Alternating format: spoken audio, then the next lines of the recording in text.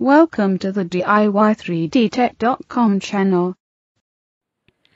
Welcome to this episode of DIY3DTech.com. In this episode we're going to be following up our Maker Rail discussion. In the past episode we talked about using number 8 screws and nuts to mount various things to the Maker Rail. In this episode we're going to really focus on the end piece, and in this case we're going to talk about placing end caps on here. However, the same process is going to hold true if you want to mount it to a plate, another rail, or something where you're using this end piece as being a point. So the first thing we need to do is actually tap this out, and to tap this out what we'll use is a tap. Now, one of the hints that I'm going to give you is I just love this tap. It's a 6, an 8, and a 10. So all of them are 32 threads per inch, and it's just really handy. So as you go through and need to tap something, you really don't have to change out the tap at all. So in this case, we're going to tap it out with the end one, which is the 10. And so now what you should really do is use a little WD-40 or something, or a little bit of light grease to grease this up. Because I'm doing it for the video and everything and want to stay kind of clean, I'm avoiding doing that. So I'm just going to demonstrate it. Doing it dry, which you can, but it does wear on your tap, and it makes it a little bit harder to cut. So basically what you want to do is screw it in, and again, the nice part is with this longer tap and those other ones, it kind of straightens itself a bit as it goes in, and then as it gets tight, you just start twisting inward and tightening it up. Now, you can lock this into a vise and do it. That's recommended. Now, or you can just hang on to it. It doesn't take much. Now, one of the things as you're tapping this that'll happen is the aluminum, especially since this is actually a very soft aluminum, will build up in the tap itself. And my suggestion is to go in there until it starts tightening up a little bit, and you kind of feel it, not really slip, but kind of slip. And then I'm not sure if you can kind of see it as I'm taking it out. Chips of aluminum are falling out, and you want to spin this piece out, spin it back out, and then just kind of take your fingers or a little bit of a wire brush, clean out the chips, and then spin it back in and go for another run of tightening it. And basically what you want to do is thread this down as far as you need it. That may be, to about the end of the tap in this case. So again, you see making a second run, and it's getting kind of tight right about there. And so I want to bring it out and clean out the threads a little bit in the tap. And again, for the video, I'm kind of doing this by hand. Normally, it'd be nice to tighten this into a vise, so it's stationary. And it'd definitely get it more square. And if you're going to mount it to a plate or something of that nature, I would highly recommend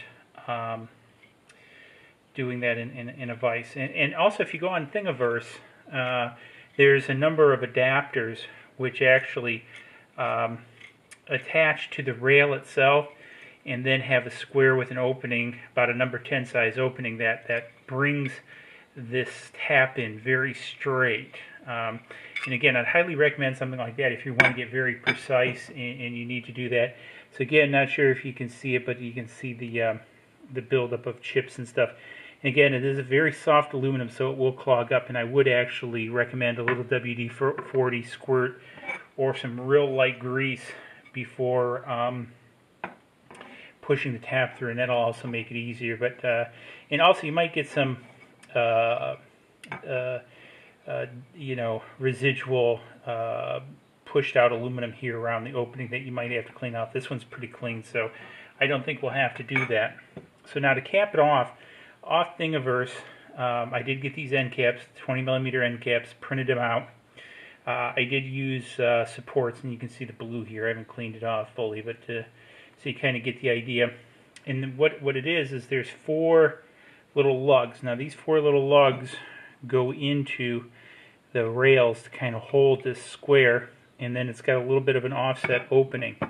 So what we'll do is we'll take a number 10 screw, 10 by 32 screw, place it in this opening, then put it in this hole, and then take a screwdriver and simply tighten this down into this opening, and it'll take a little bit of force, but anyways, I'm not going to do it all the way because I actually need to take it off. But now you can see that this gives it a really nice finished look.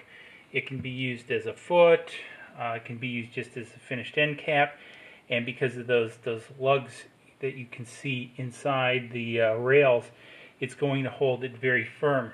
And again, I printed these. I got these off a 20 millimeter connector pack. I think I'll put it up on Tinkercad with a link into my blog so you can get just the end caps, because I think it was with a whole bunch of other stuff. Very handy. And also what you can do is if you want to create something, you can use this as a template in Tinkercad, excuse me, and build off of it. So say for example you want to make this into a larger foot, you know, all you would do is simply apply a larger square to the bottom of it and group the two together, and again you can make for a larger foot.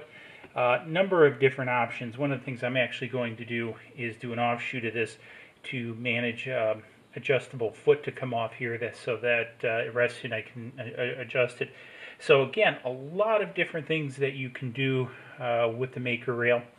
And again, we want to cover out the various different pieces of the things to do with it. In the next video, what we'll do is we'll talk a little bit about the wheels and that kind of stuff, and the grooves, because the grooves are designed for wheels, and we'll cover that out in the next video.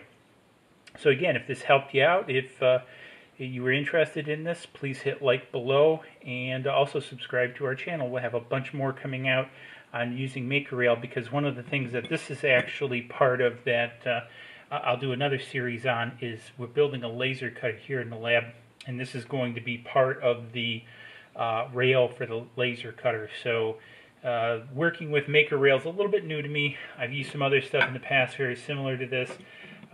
So again, I figure as I'm learning through it and adapting and building the carriage for the laser carrier, I can share some tips and tricks that I've learned. So again, very handy one is this combination tap. Works very good for getting it straight very quick because you don't have to switch it out. So again, I'm very much in love with this. To be honest with you, I can't remember where this came from. I actually inherited it from my grandfather, who was a tool and die maker, and he had it for a while, but I'm sure if you Google it, you can come up with a link for it. Probably on Amazon. I'll see if I can't come up with something, but again, really handy. So I hope you enjoyed this video, and we'll see you in the next one. Cheers.